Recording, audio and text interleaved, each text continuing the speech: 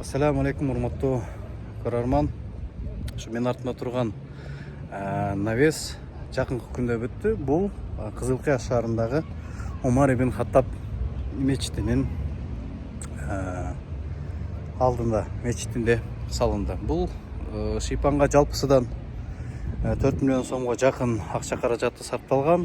Ал акча каражатты ушул жергиликтүү мечиттин жамааты өзү колго алган.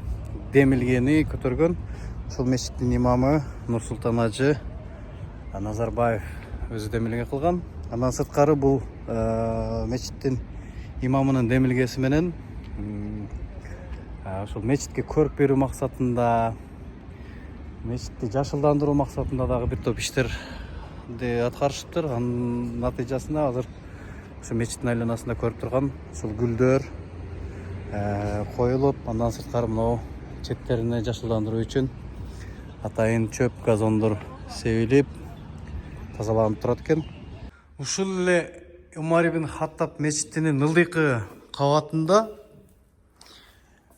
жума намаздарды окууга, ошондой эле бул жерге келип аял кишилер сабак алышат. Андан сырткары таравих намаздарында ушул элибиздин муктаждыгын жоюу максатында муну астыда дагы кышта дагы жылуу болсун деп мына жылуулук системасын орнотуп атыптыр. Ушу ылдыйкы кабатына жергиликтүү жамааты, имамдар, ушул мечиттин кызматкерлери демилге көтөргөн.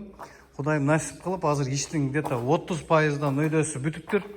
Мына уже трубалар жатып, барысы бүтүптүр.